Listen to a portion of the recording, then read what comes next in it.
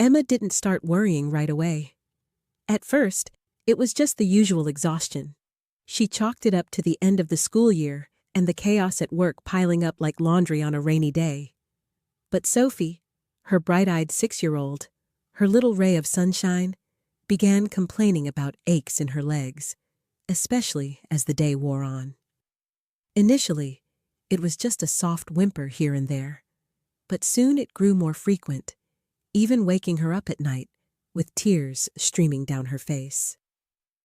Emma tried everything, rubbing in soothing creams, massaging her tiny legs with gentle hands, but nothing seemed to ease the pain for long.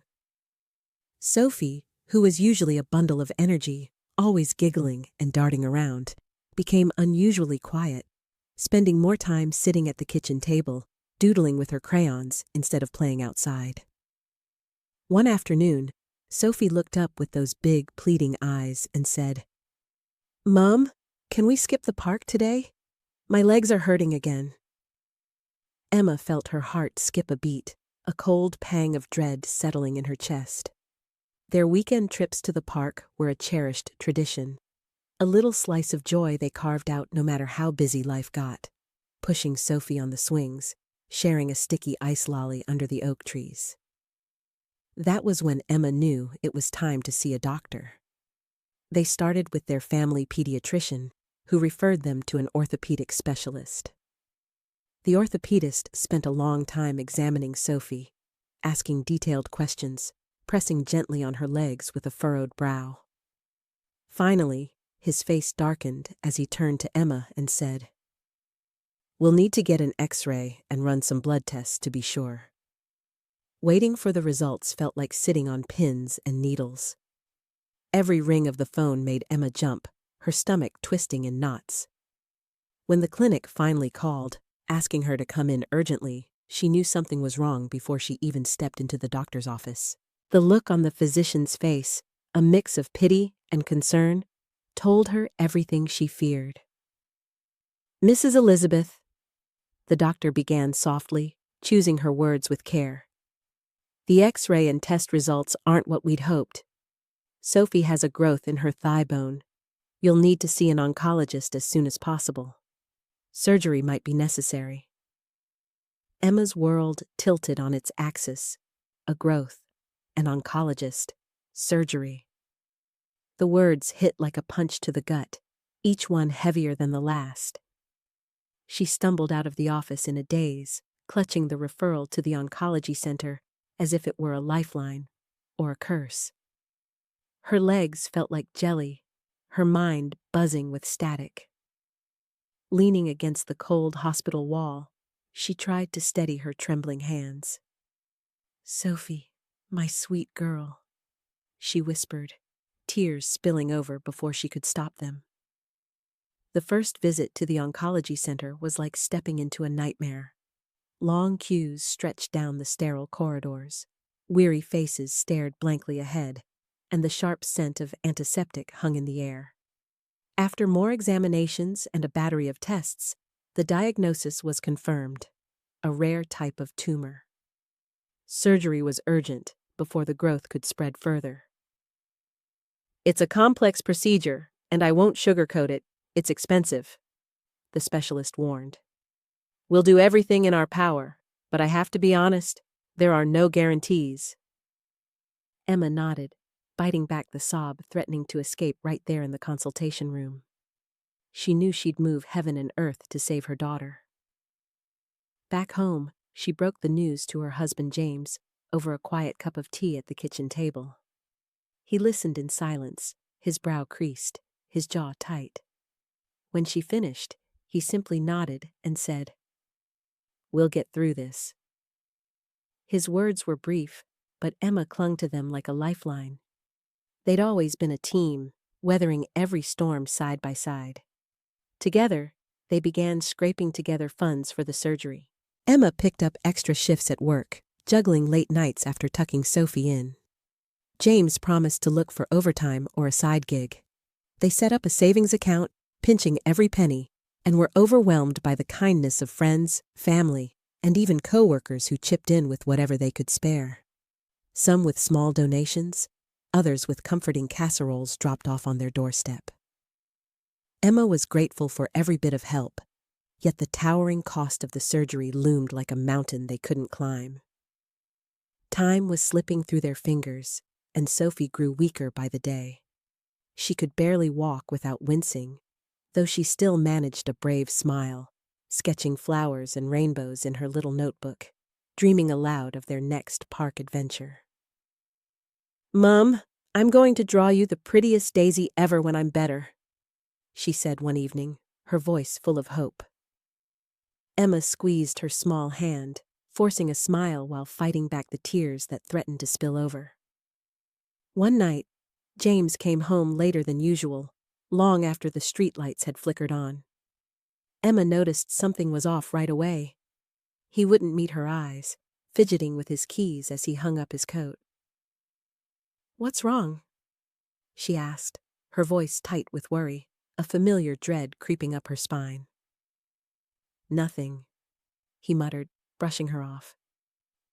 "Just knackered, that's all." But Emma knew him too well to buy it. Something was eating at him, and she could feel it in the heavy silence that settled between them. Emma couldn't stop herself from pressing him with questions, and at last, he cracked under the weight of her persistence.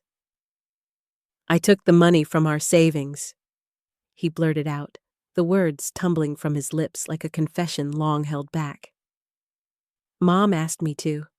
She's been dreaming of a getaway to the United Kingdom for ages, and I couldn't say no." Emma froze, her breath catching in her throat. She couldn't believe what she was hearing, as if the ground beneath her had shifted. "You took the money? The money we've been saving for Sophie's surgery?" Her voice quivered, barely holding together under the strain of her emotions. I'll pay it back," James muttered, his words barely audible, laden with guilt. "It's just temporary. Mom swore she'd return every penny." "Temporary?" Emma's voice rose to a shout, her control slipping away like sand through her fingers. "Our daughter is sick, James. She needs that operation to survive, and you gave our money away for your mother's vacation?" James hung his head, unable to meet her piercing gaze, his shoulders slumped as if bearing an invisible burden. "I didn't think it was that serious," he said softly, his voice barely a whisper against the storm of her anger. "Mom made it sound like she really needed this." "Mom said—" Emma cut him off, her tone sharp enough to slice through the tension in the room. "And what did I say? What did the doctor say? Do you even realize the gravity of what you've done?" Tears streamed down her face, hot and unrelenting, as betrayal clawed at her heart. This man, her husband, the father of her child, was the one person she had trusted above all others. And yet, he had stolen their hope, their future. When James reached out to hold her, she recoiled, pushing him away with a force fueled by raw pain. "Get out," she said, her voice low but unyielding, each word carved from stone. "I don't want to see you right now." Without another word, James gathered his things and left, the door closing behind him with a hollow thud. Emma was left alone with Sophie, an empty bank account, and a shattered heart. But she couldn't afford to break down, not now. For her daughter's sake, she had to be the rock that held them together. She started over from scratch, picking up an extra job at a local diner, scraping together every penny she could. Friends and co-workers were stunned when they learned of James's betrayal. Some offered financial help. Others lent a sympathetic ear over a cup of tea, sharing quiet evenings of moral support. Emma accepted whatever aid came her way, though she knew the heaviest burden rested squarely on her shoulders. As time dragged on, Sophie's condition worsened, and the doctors grew more urgent, insisting the surgery couldn't wait much longer. Emma felt herself teetering on the edge of despair, yet she fought on, fueled by a mother's unyielding love. One late evening, After a grueling shift, she trudged home to find an unexpected visitor waiting at her doorstep. An older gentleman, his face weathered but kind, introduced himself as a friend of her late father. "My name is Mr. Robert," he said with a gentle nod. "I've heard about the hardship you're facing. Your father and I went way back, and I can't stand by while you struggle. Here, take this." He handed her a plain envelope, its weight surprising in her trembling hands. Emma opened it and gasped. Inside was a substantial sum of money, more than she'd dared to hope for. "This is for Sophie's surgery," Mr. Robert added firmly. "And don't argue with me. Your father would have done the same for my family without a second thought." Emma couldn't hold back her tears, her gratitude spilling over as she stammered her thanks, words failing to capture the depth of her relief. With this lifeline, they were able to afford the surgery. Sophie came through it successfully, and the doctors offered a glimmer of hope for a full recovery. Emma could scarcely believe their nightmare was finally behind them. She knew the road to healing would still be long and winding, but the most important thing was clear. Her daughter was alive. James never showed his face again. Word reached Emma that he had left the country with his mother, but she couldn't muster the energy to care. Her world now revolved around Sophie, her health, her laughter, her future. That was her love, her beacon of hope. Emma rented a modest apartment on the outskirts of town, juggling 2 jobs to keep them afloat. The days were grueling, but she never complained, holding fast to the belief that this hardship was only temporary. Soon, Sophie would be well, and they could build a new life together. One quiet evening, after Sophie had drifted off to sleep, the doorbell rang, startling Emma from her thoughts. She opened the door to find James standing there, looking weary and broken, his eyes shadowed with regret. "I know you'll never forgive me," James said, his voice heavy with regret. "But I had to come. I needed to see Sophie." Emma didn't say a word as she stepped aside, letting him into the flat. James walked slowly to the bed where Sophie lay sleeping, his gaze fixed on her fragile form. He stood there for what felt like an eternity, tears welling up in his eyes, betraying the storm of emotions within him. "I know I've been a terrible father," he whispered, his voice barely audible, cracking under the weight of his confession. "But I love her, Emma. I'll always love her, no matter what." Emma remained silent, standing a few steps behind him, watching.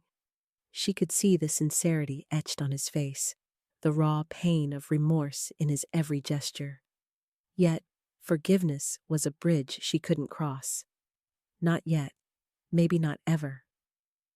James lingered by the bedside a little longer, as if hoping for a miracle, before turning away with a heavy heart.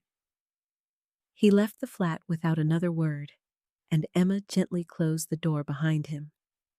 She stood there, staring at the door, half expecting him to come back, to knock and plead once more. But he didn't.